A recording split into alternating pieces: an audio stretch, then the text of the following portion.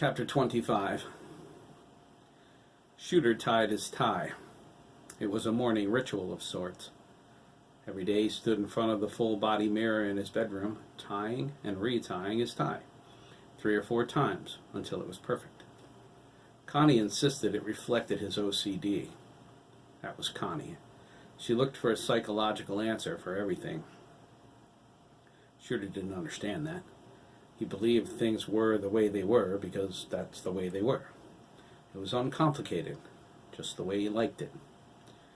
Shooter was a skeptic. If he couldn't see it, it didn't exist. What would Connie think of his beliefs now? Circumstance made him more open-minded than her. He saw things, witnessed the other side, and it touched him. It almost justified his position in its entirety. After all, it didn't exist until it was in his face. Would she be able to handle this reality? Shooter would find out after the funeral. Connie was determined to learn everything that happened the day she picked up Graham from the hospital. He prayed she was strong enough to handle it. Shooter was on his 3rd tie when he felt someone tugging on the back of his shirt. He glanced out of the corner of his eye. Graham stood there with his arms crossed. Shooter slowed his tying and made a deliberate effort to make it perfect this time. He knew it would be his last attempt from the look on his son's face. Graham was not the epitome of patience. He was awake when Shooter got home last night, specifically to extract a promise from him to ride with him today. Shooter tried every excuse in his portfolio to get Graham to stay home. He almost said no when they didn't work, but he remembered his son's broken body, his selfless courage. He decided a moment spared was a moment earned, and agreed to let him go. Graham went to sleep with a smile on his face. Shooter went to bed with all of his wife's objections. Graham tugged his shirt again. "I'll be right down," Shooter signed. Graham rolled his eyes. "Right down in another hour, he means. Geez, Dad, come on. I want to go." Shooter finished his tie and put his hands on his son's shoulders. Graham looked up at him with innocent expectation. "I mean it," Shooter signed. 2 minutes. Graham reluctantly nodded. 2, he signed back. Shooter considered this and said, "Okay, 2.5. "Oh!" Graham exclaimed. He slugged his father in the arm and stormed out. Shooter heard his off-key voice holler, "2 means 10. See you in 20. Shooter chuckled. "I'm coming." He thought, "I'm never going to get a break, am I?" He strapped on his shoulder holster. He found his keys and unlocked the nightstand drawer where he kept his 9mm.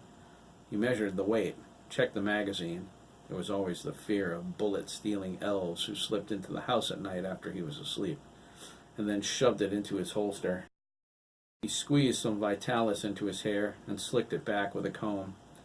He checked his look in the mirror when his son's voice boomed up the hall stairwell. 3! "Oh, all right," Shooter called back. He shook his head. "Oh, sure," yelled down to the deaf kid, "like he can hear you." There was a time when a thought like that would have slapped him in the face with guilt. He felt love and pity when Graham was born deaf. It wasn't much of a shock. Connie's maternal grandmother and grandfather were both deaf. The news devastated him, though. He walked around in a perpetual state of feeling sorry for his son until Graham was 4 years old. Shooter believed he lost his older son, Calvin Jr., who preferred the nickname Coco, during that time. He never had any time for Coco. He was always being passed over in favor of Graham. It was the guilt. Shooter didn't have the words to explain it to him. Coco found his attention elsewhere. It was a path that led him to the drugs and gangs that nearly destroyed their lives. They left Worcester with the hope of gaining it back. If it happened, it would be a slow process. Coco cried, "God, Mom, who ate all the cornflakes?" Shooter heard Graham's giggle. "Oh, sure," Coco snapped. "Just take everything, dead ears." "Give it a rest, Coco," Connie sighed. Shooter heard the back door slam. Coco stormed out again. It was commonplace. He walked to Coco's bedroom window, which faced the backyard, in time to see his son trudging toward the woods. He disappeared through the bushes, breaking 2 branches as he went. He won't be back until nightfall, Shooter thought. Then he'll complain about something else. Graham yelled, 6! Shooter shook his head. Connie, he called, tell him to have some patience. 7! Connie yelled back. Shooter lowered his head. My life is a comedy skit. Great. He went down the stairs, his thoughts drifting back to Graham.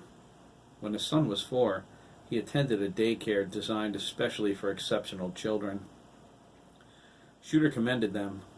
Graham learned a lot during his formative years. He volunteered there after he outgrew it to pass off some of what he learned. He was still doing it when they moved. He intended to volunteer here, too, at the day program at Lancaster Middle School. Graham's heart was always in the right place. One afternoon in Worcester, Graham stomped into the house with tears in his eyes. Some kids down the street were making fun of him. Shooter was outraged. He was about to go down there and beat the crap out of somebody's dad. How dare they? Graham stopped him at the door with his familiar shirt tug. He sadly looked up at his father. Are you ashamed of me? Graham asked tearfully. Shooter was struck dumb. He stared at Graham as his son wiped his eyes, set his jaw, and signed, Well, don't be. I'm not ashamed of myself. Shooter got past his guilt, and Graham got past the teasing.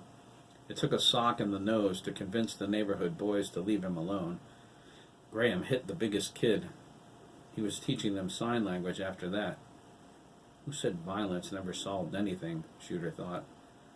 He realized his son was his son, and hearing or not, he would find a place in the world. What was there to feel guilty about when the world held enough promise for everyone? That thought was in Shooter's head when he stepped into the dining room. Connie and Graham held up their wrists, as if looking at their watches. 9! They cried together, and burst out laughing. Yeah, Shooter groaned. He put on a sheepish grin. Is there coffee? He had time to wolf down a bowl of cereal, shredded wheat, which Coco hated, before Graham shoved him out the door. Connie put his coffee in a travel mug. Graham jumped up and kissed his mother on the cheek. He ran out to the Crown Victoria parked underneath the trees to the right side of the driveway. It was directly in front of where the second half of the new garage would be. Shooter had it marked off with crime scene tape. Construction would start next week. Graham jumped into the front seat. Connie stopped her husband with a concerned look. Shooter managed a weak smile. It'll be okay, honey, he said, repeating his words from the night before. All the bodies are gone. The roadblocks are down. Connie crossed her arms and said, I still don't like it. She shook her finger at him. The way you tried to scare me with the hospital thing? I ought to brain you. Shooter pulled her close and planted a wet, sloppy kiss on her lips. It took a moment, but she kissed him back just as hard. Don't think this gets you off the hook, detective, Connie scolded. She held him close. He snuck out. He should be grounded. We'll be back for dinner, Shooter said. Connie scoffed. I won't hold my... She was interrupted by the blare of the Crown Victoria's siren. The lights came to life, flashing angrily. Shooter and Connie snapped their heads toward the car. Graham gestured impatiently at his father to come on. Graham, they yelled. Turn them off! Graham cupped his hand to his ear. What? He signed and laughed. Shooter jogged to the car. He threw open the door and shut off the siren. He glared at his son, who scooted over in the seat. He patted the vinyl on the driver's side and smiled an innocent smile. Shooter looked back at Connie. She stood in the doorway wearing a disapproving scowl. As he turned back, Shooter noticed several of his neighbors stood on their porches, nervously looking his way. Shooter held up his hand and told them everything was all right. They waved back and returned to their business, Great first impression for the neighbors, he thought, climbing in behind the wheel. He gave Graham his hardest stare. "Do you want a spanking?" Shooter asked. Graham knelt on the seat with his back to his father. He looked over his shoulder and pointed at his butt. Shooter started the car. "Touch my siren again, and I'll do it for real." They drove down Mary's Circle to Wickett Avenue. Shooter pulled the car into the 7-Eleven across the street. Graham looked at him curiously. Shooter pointed to his coffee cup and drank it down. He got out to acquire another. Graham asked for a Coke. Shooter noticed the Hartford Courant while he waited to pay. The headline read, "Psycho Killer Leaves His Mark on Lancaster." There were only 2 papers left. Shooter grabbed one of them. He asked how many copies they had when they opened. The clerk was a boy about 19, tall, thin, with curly black hair, glasses, and cheeks pocked with acne. His name tag read Wesley Wolicki. He said they started with 75. The Courant was sending them more copies. Shooter nodded, paid for his drinks, and got back in the car. He wasn't surprised people were reading the paper. Shooter wrote and released the first official report last night. It assured the public the danger was over and the murderer was dead. He prayed they found Adler before he had to write another lie like that. He handed Graham his Coke, set the big Sunday paper on the seat between them, and pulled out of the lot. He headed up Wickett Avenue and turned left onto Route 41 toward Satchel Hill. Shooter's first destination was the McKee's house. He wanted to update them on what he found out so far. He was disappointed. He ran the names of Doctors Saragath and Meyer Brandis through every law enforcement database there was, and came up with nothing. The agency, a branch of the intelligence community he never heard of before, had something on them, but the information was classified. His captain said he would investigate. Shooter heard nothing by close of business last night. He took his quest to the internet when he got home. He found Dr. Saragath on only one website. It was from Harvard Medical School, a paper he wrote on artificially induced adrenaline and its effects on the human body. Dr. Saragath was a biochemistry major then. The article was about 10 stories over Shooter's head. He printed a copy to show Dr. Montclair. Dr. Carolyn Meyer Brandis was a different story. He found her name on several sites, including the AMA. She wrote dozens of articles on her theories regarding genetic engineering. The scientific community considered her the authority in her field. She occasionally spoke, too, but her last lecture was at Berkeley 2 years ago. The trail stopped there. Dr. Meyer Brandis dropped off the planet. A colleague of hers, Dr. Rory McAllister, joined her. He designed one of the first computer programs able to read an entire DNA strand. His program formed the basis for the mapping of the genetic structure of some frog or something. Another eventually cracked the strand, but Dr. McAllister received credit for his original discovery. Dr. McAllister was considered a rogue by the medical community. He lectured on the possibility of mixing computer science with the human brain. His theories were deemed unethical. He was brilliant, however. It was a common trait in the names Shooter researched. He had a line out for McAllister, if only to shed some light on why Dr. Meyer Brandis and Dr. Saragath were mentioned so directly by Bremen's computer. That reminded Shooter to check with the technicians working at the Adler house. Some of the department's best men were trying to crack the security, but at last word they were failing. Could Jeremy do it with that thing he mentioned? Shooter wondered.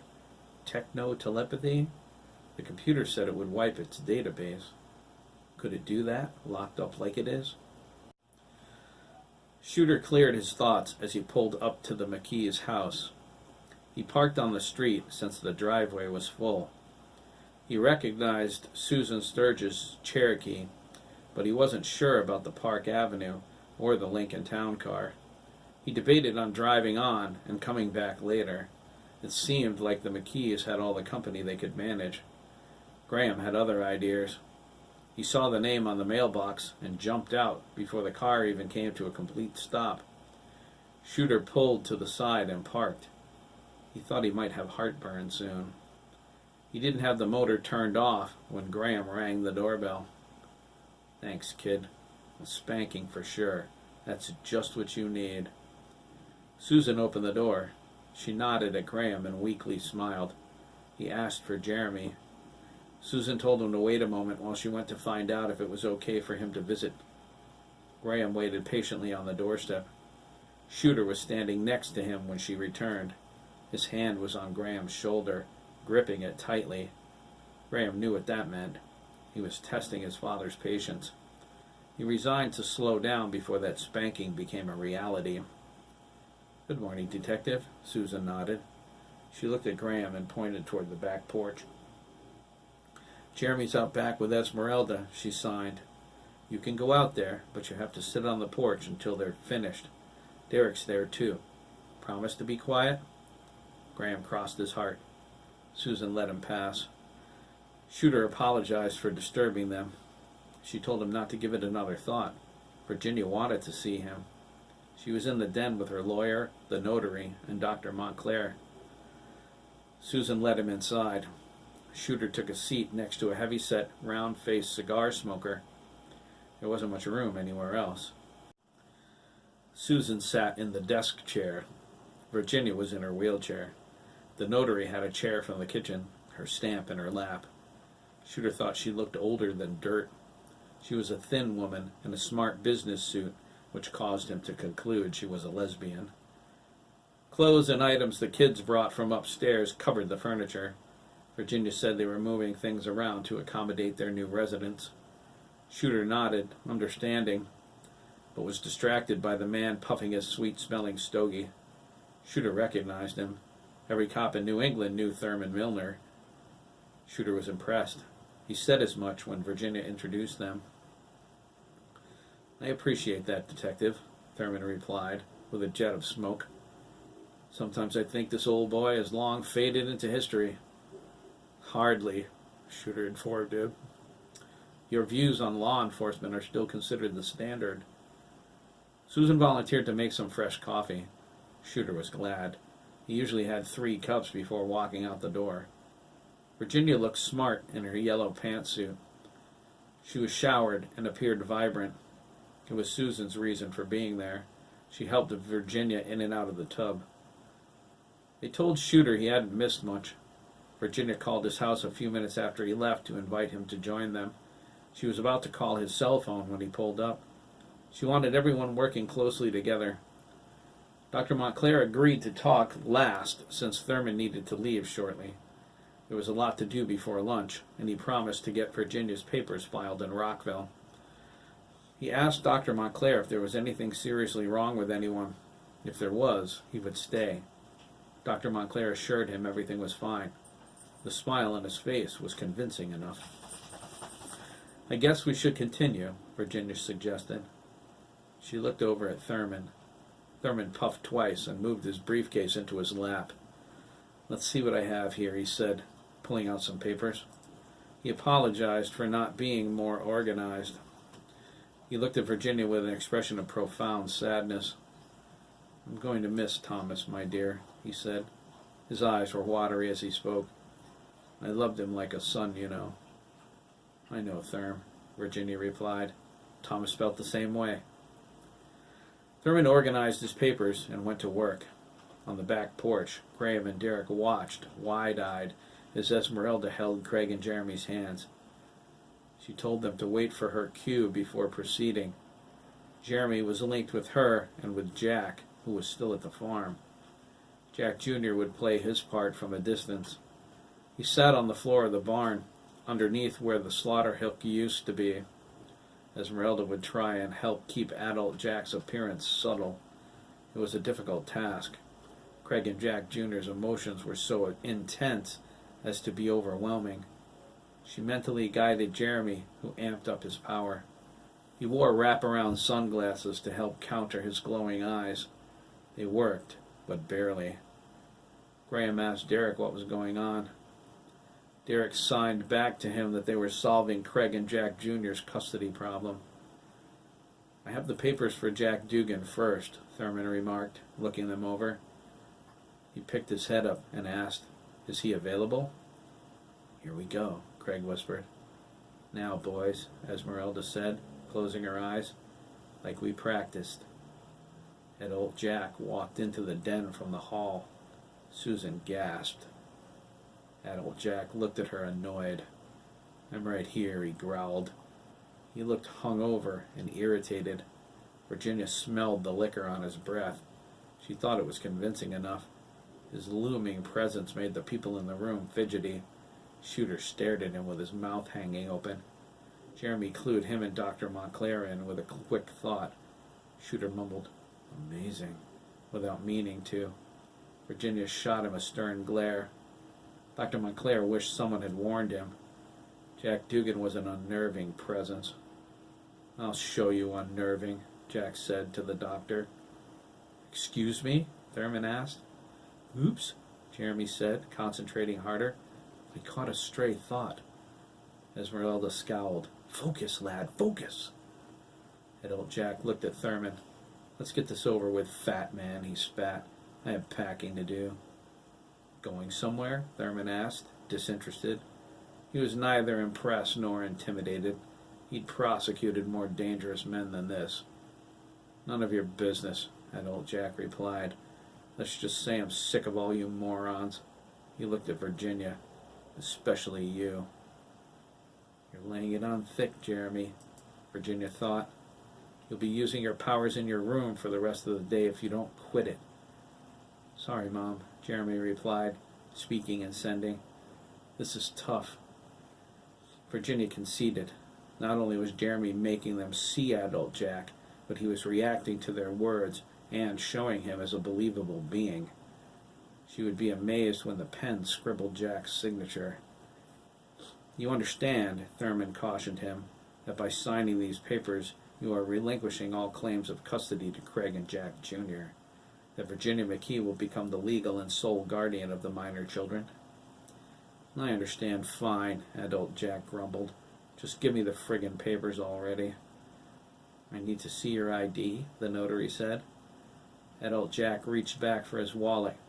His young counterpart in the barn did the same thing. Jack Jr. pulled out his license and stared at it. Jeremy picked up the image and transferred it to the notary as Adult Jack held it out to her. She took it while he signed the papers in all the appropriate spots. She compared the signature to the one on the license. She handed it back to him. She stamped the documents and signed them. She gave them to Thurman.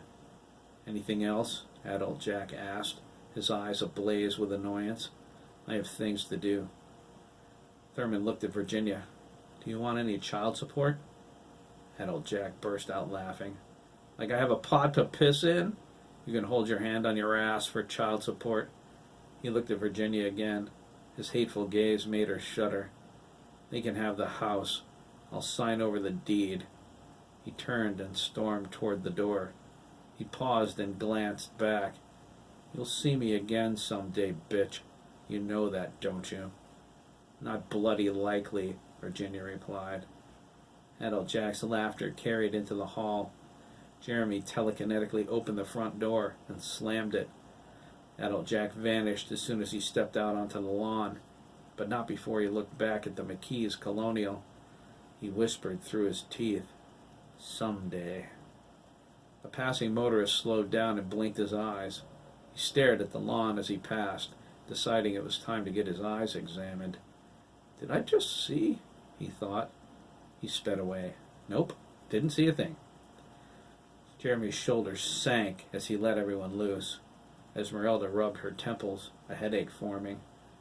Craig patted Jeremy on the back. "That was something else," he remarked. "We pulled it off." Jeremy nodded, his head swimming. "Give me a second," he pleaded. "I need to get your father out of my head." Esmeralda said, "Which brings us to our next lesson. We are going to work on identity today." "Do we get a short recess?" Craig asked. "No," Esmeralda replied. She took them by the hands and led them into the yard. They whined all the way there. In the den, Thurman shook his head. That was an evil man, he said. I hope I never see him again in this lifetime. Amen to that, the notary agreed. Thurman moved on without another word about Jack. He told Virginia the papers Jack signed would override Nancy's temporary guardianship of her grandson, Craig. The judge in Rockville was a golfing buddy. Virginia was glad. She worried about that. She was willing to fight Nancy, though. There was no way she was getting Craig after what she did to Jack. He told her everything was in order as far as the Mellon brothers were concerned, too. He would establish a trust fund after their house sold. The Mellons had a life insurance policy of $250,000 to be used to cover Virginia's expenses between now and college. The sale of the house would help pay for that. Virginia said she remembered the agreement. Thurman pulled out another set of papers for her to sign. They were papers she never saw before. He wore an expression of pride. He handed them to her. You won't have to worry about the future, Virginia, Thurman said. What's this? Virginia asked. Thomas's life insurance, Thurman replied. But I have that already, Thurm, Virginia disagreed. She pointed to Thomas's desk. It's up there. Not this one, Thurman corrected.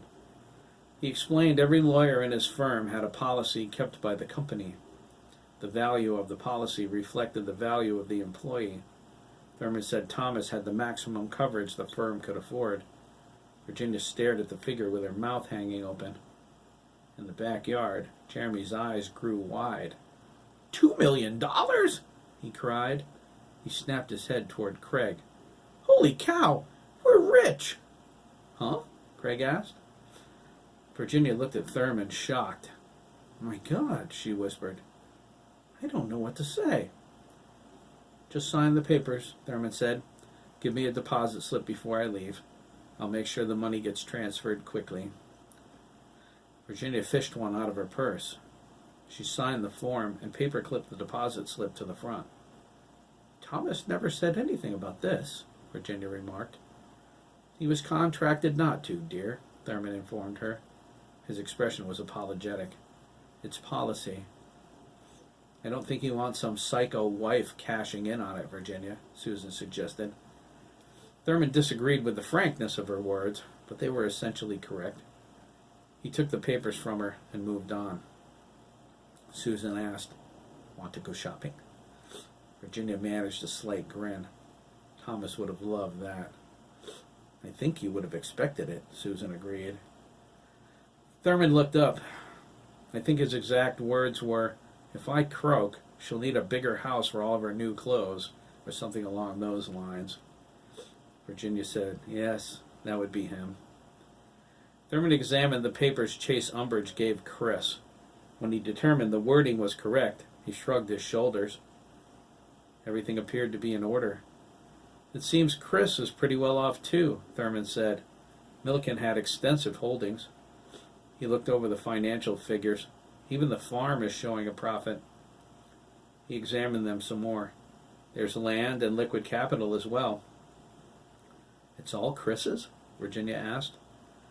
Well, someone will have to manage it in trust for him, Thurman replied, until he's 18. His tone became cautionary. Milliken's offshore account isn't worth nearly as much as the farm, the land, and the other holdings listed in the will, but it's nearly double the amount of Thomas's life insurance. Whatever else that maniac was, he was a genius with money and investments. We have the victims' families to consider, too. They could sue his estate. I don't think money will give me my sons back, Mr. Milner, Susan sadly said.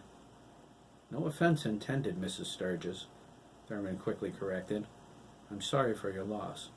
I'm only speaking as an attorney. We'll cross that bridge when we come to it, Virginia offered.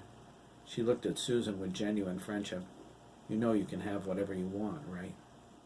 Susan nodded. I'm not concerned, Virginia. Alex and I are fine. There might be others who aren't, Thurman advised. I can predict how much it may cost, just in case. I would suggest you don't develop or sell any of the property until I've spoken with the families involved. I'll offer them a fair settlement. I intend to use the offshore account to cover that. If we act quickly enough, we can get them to sign out-of-court settlements.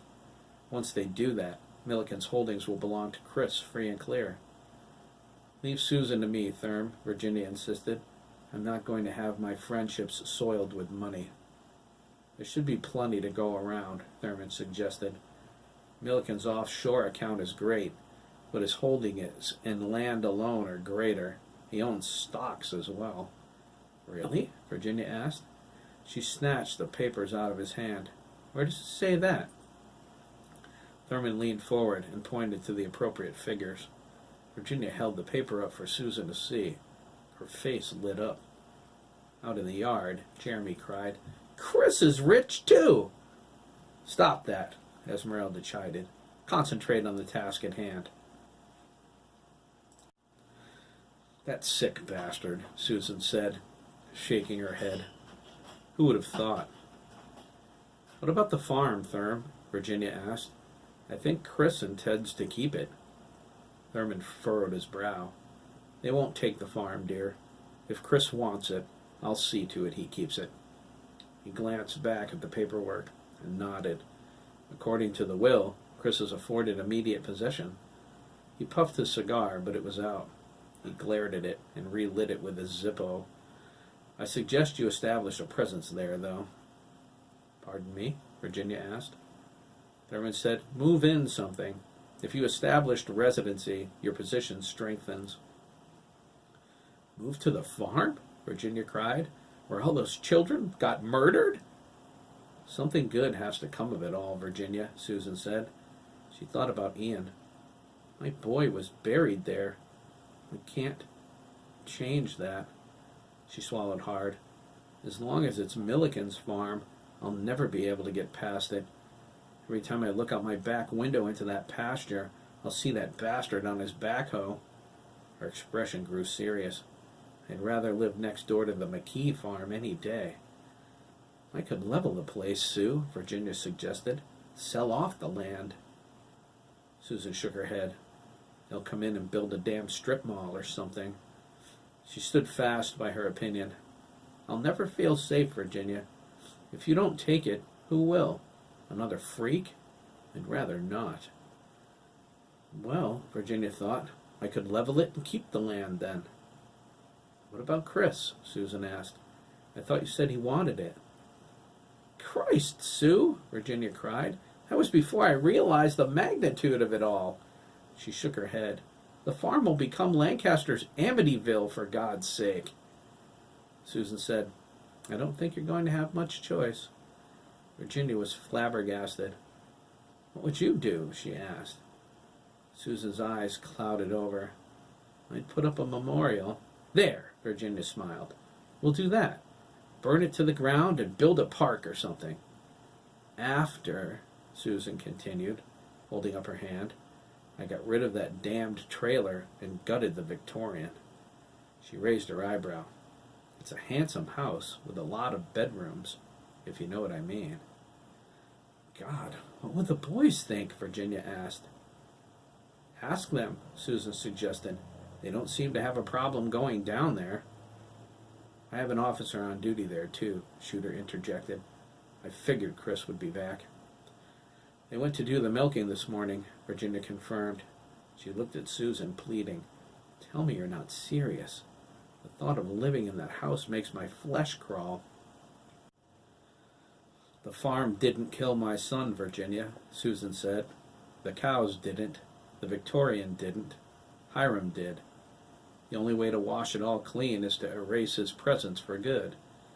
Another vote to burn it down, Virginia mumbled.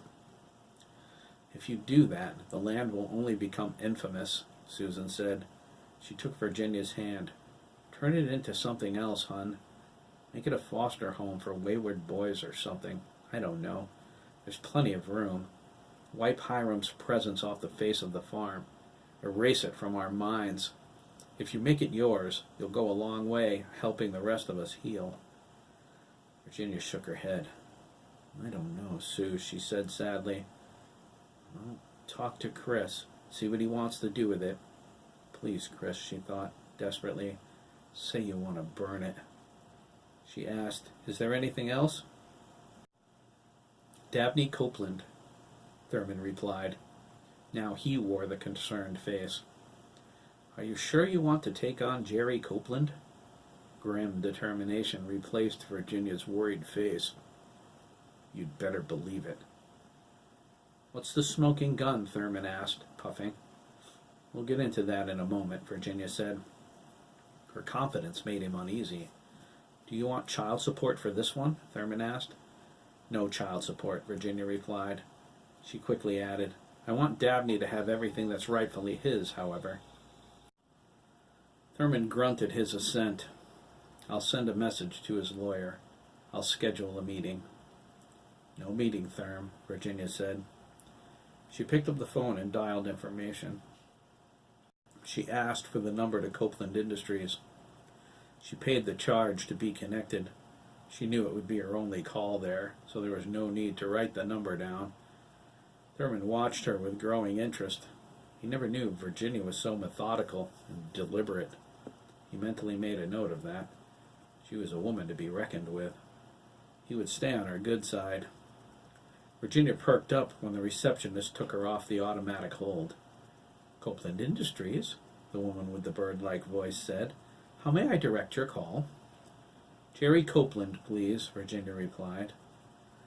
I'm sorry, the bird woman whined, and made Virginia grind her teeth. Mr. Copeland is in the production department. I'll have to take a message. Page him, Virginia responded. Tell him it's Virginia McKee.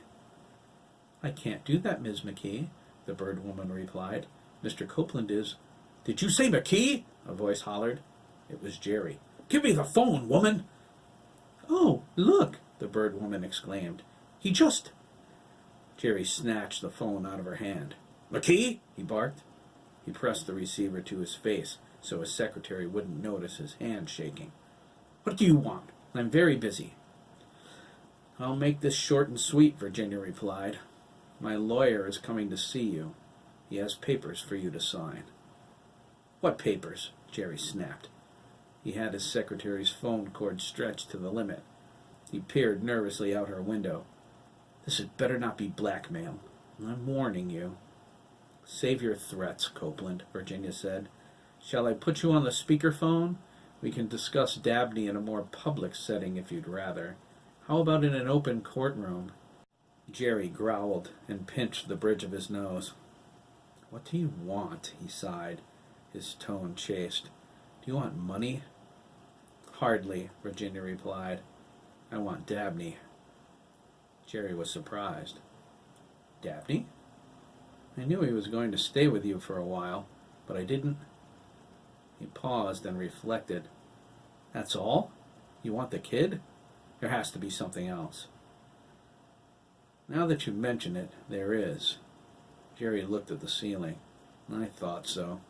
He leaned forward and put his elbow on the windowsill. It's money, right? Not for me, Mr. Copeland, Virginia said.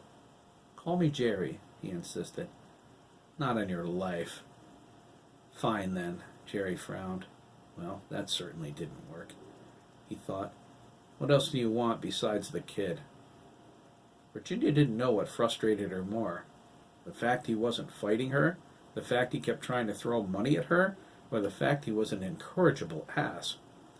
Virginia decided to take him for all he was worth. I want Dabney's trust fund. He doesn't have one, Jerry interrupted. Well, make him one, Virginia said. Write the check. It better be equal to his siblings. We'll want to see proof. Jerry sighed. You're pushing it, lady. Front page of the Hartford Courant, Senator Copeland, Virginia smiled. It's up to you. Grr. Fine, Jerry raged.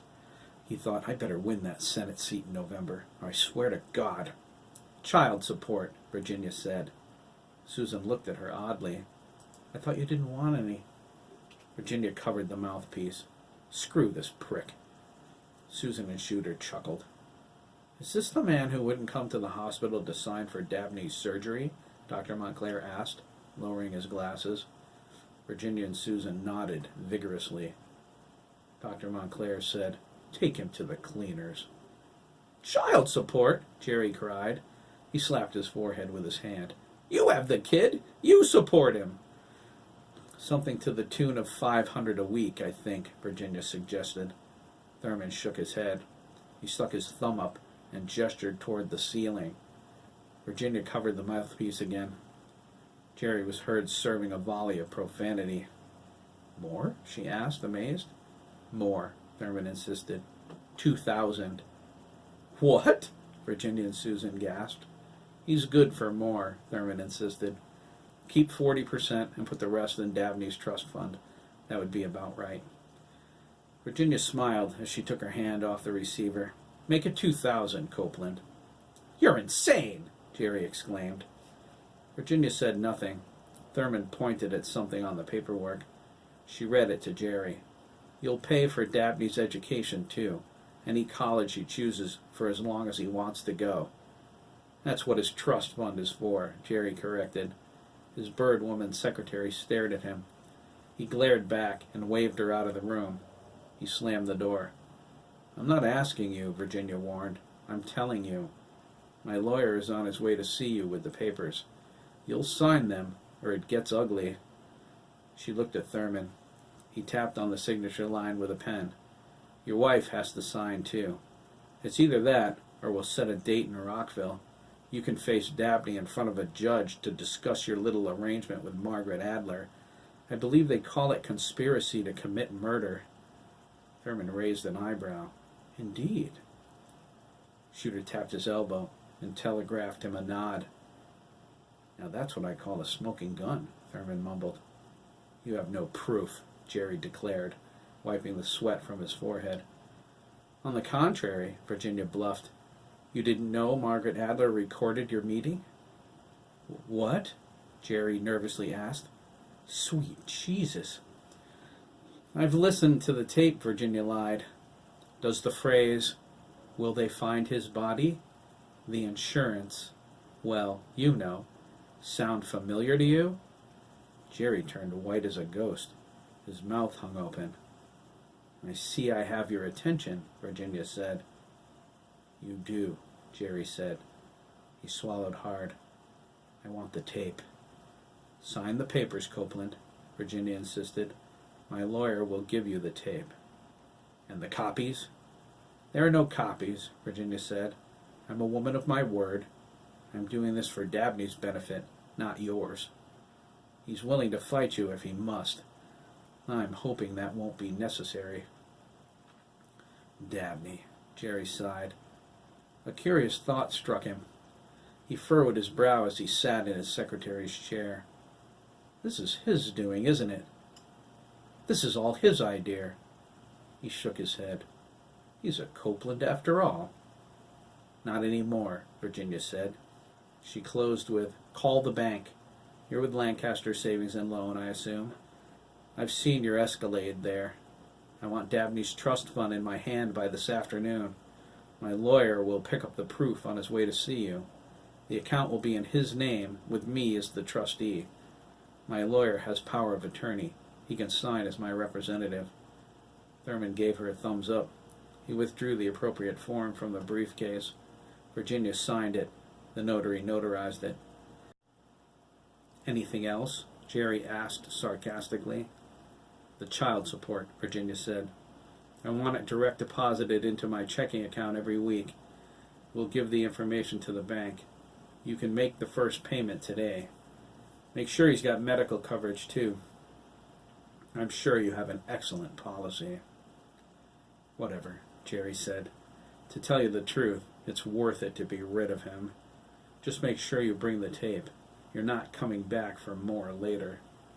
"Just make sure you sign the papers," Virginia said. "They're ironclad, I assure you, so don't even dream about reneging." "My word is as good as yours, Mrs. McKee." "I doubt that," Virginia said. "Now, there's the small matter of Dabney's things." "I rented a moving van for Dennis already," Jerry said, without emotion. "It's going to be delivered to the estate at noon." He cleared his throat. I'll see your attorney in my office in an hour.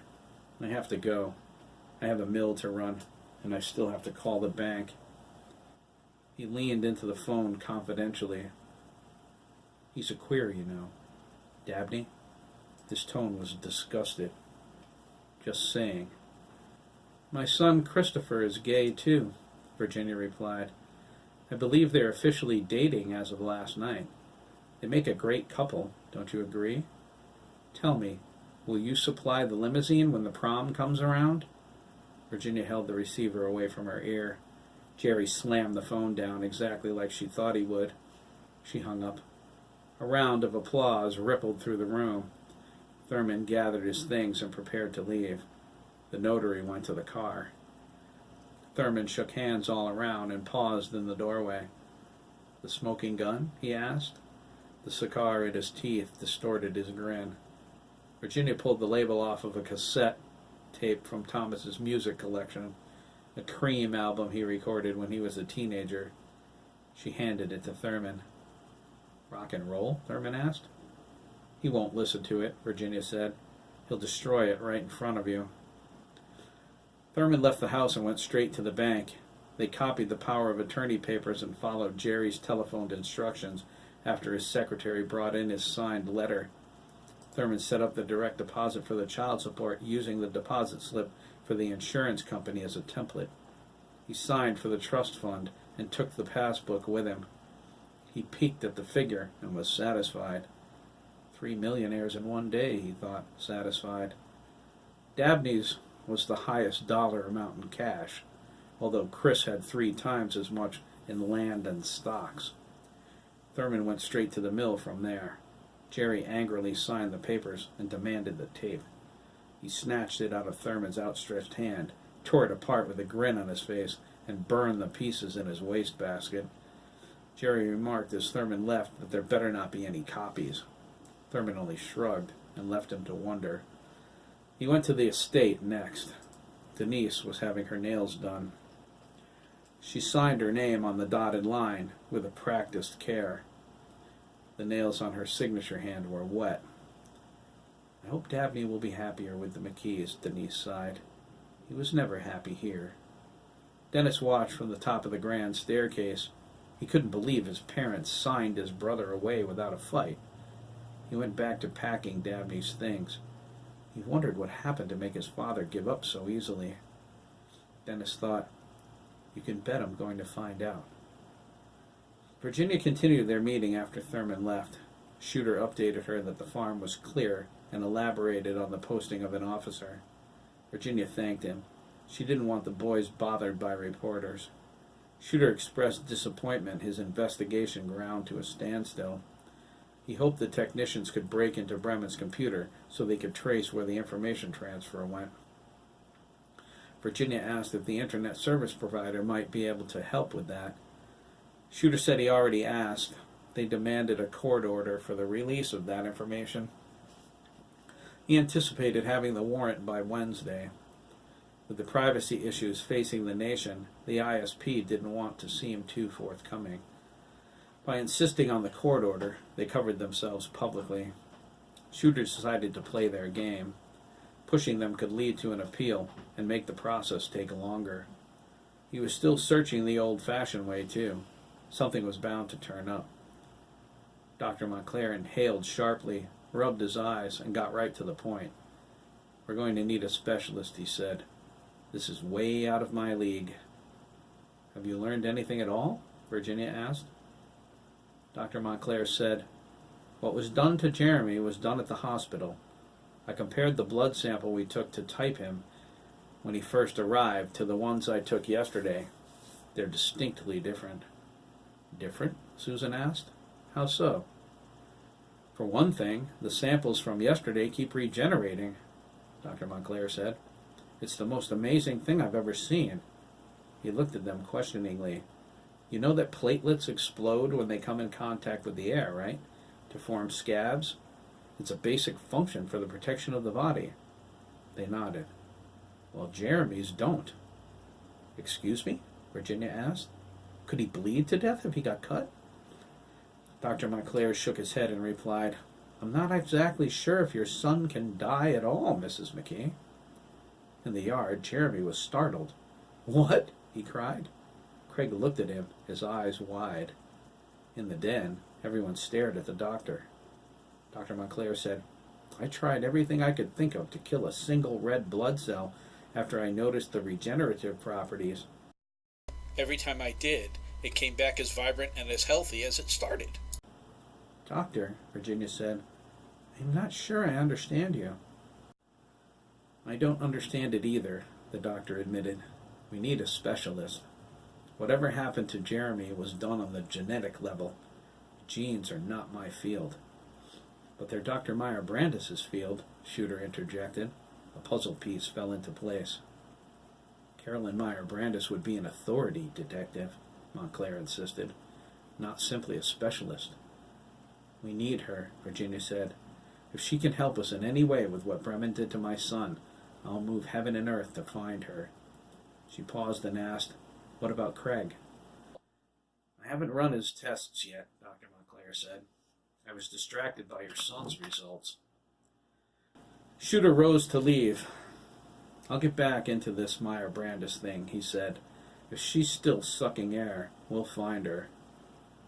"I'll see what I can dig up too," Dr. Montclair added. "She's lectured at my alma mater. I didn't have the privilege of attending." "Do whatever it takes, please," Virginia said.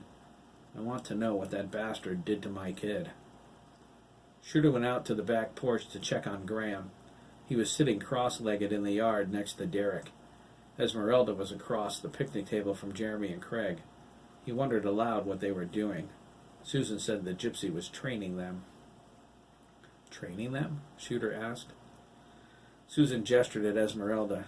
"She knows more about ESP than any of us. She says she can help them cope with the power." Shooter shook his head. "I've seen Jeremy blast concrete to dust just by thinking about it. That's an incredible amount of power for anyone to handle, let alone a kid." "I agree," Susan said. "But Jeremy's a good boy, with a good heart. If anyone can handle it, he can." Graham felt his father's eyes on him. He turned and looked over questioningly. "Are you coming?" Shooter signed. Graham shook his head. "I want to stay. This is cool." "I think Graham wants to stay," Shooter said. "He can stay," Virginia called from the hallway. She opened the door for Dr. Montclair. "Call me when you want me to pick him up. He knows my cell." "I already have it, thanks to Connie," Virginia replied. A realization came to her. "Hey, give me Jack Jr.'s rifle." "Do you really want me to do that?" Shooter asked. "I'll feel safer if he has it." "Well," Shooter debated, "just make sure he keeps it locked up. Jack Jr. may have been a man already, but the other kids haven't." He scowled. "Tell him I said the grenades are history." Shooter got the assault rifle out of his trunk. He handed it to her with a sly grin. "He's a pretty good shot," he remarked. Virginia closed the door behind him. She locked the rifle in the hall closet. It would be safe there until Jack Jr. decided what to do with it. At the picnic table, Esmeralda had a small pin in her hand. Jeremy and Craig closed their eyes. Their hands lay palms up on top of the table. She lowered the pin into Jeremy's palm and pricked him with it. "Ow," Craig said. "You doofus," Jeremy snapped. "That was me." "It still hurt," Craig replied. Esmeralda sighed, shaking her head. "You boys have to concentrate. You have to learn to tell the difference between who is feeling what." "It's hard," Jeremy said. "I can't tell where Craig ends and I begin." "You have to," Esmeralda cautioned. "If you do not, you will lose all sense of identity. Now, once again, concentrate." She lowered the pin into Jeremy's other hand. "Ow," Craig said. Jeremy opened his eyes and glared at him. "You're doing that on purpose so she keeps pricking me," he cried. Craig looked at him innocently. "Who, me?" Esmeralda's expression was cold. "Again," she growled, her eyes narrow. Concentrate. The boys closed their eyes and concentrated. Esmeralda jabbed the pin into Craig's palm. Ow! He cried. Jeremy snickered. That was Craig. Derek burst out laughing. Graham asked him what happened. Jeremy and Craig had their backs to him, so he couldn't see their lips. Derek signed the information. Graham doubled over with his giggles. Craig shot them a hard glance. Oh, very funny. Are you ready to take this seriously now, Mr. Dugan? Esmeralda asked, annoyed. Are you going to prick me like that again? Craig asked. Yes, Esmeralda said. The next time you forget how important this is. Craig scowled. All right, I'll do it. Can I pee first? I have to go so bad my eyes are turning yellow. He pointed to his eyeball. Esmeralda sighed. Pee quick, please. We have a lot of ground to cover. Craig jogged into the house, holding himself. He wasn't inside the door for 2 seconds when he stopped. He put his hands on his hips and stared up at the ceiling. Virginia and Susan looked at him. Craig growled and jogged back to the picnic table. I don't have to go, he said, feeling foolish. He pointed at Jeremy. He does. Derek fell over on his side, his face turning beet red as he laughed hysterically. Jeremy chuckled and made his way to the bathroom. Graham shook his head. He moved onto the lawn where he could see everyone's lips. It was the last joke he was missing. At the edge of the McKee's property, the passenger backed away from the house. He turned toward Owen Road and ran across the street on all fours with blinding speed. He was on the top of the cliffs in seconds. He scanned the area. When he was sure he was alone, he spoke. Wolf Boy 7, he growled. His silver corneas reflected the sunlight. Open a channel to the complex. He looked back at the McKee's house. We have a problem.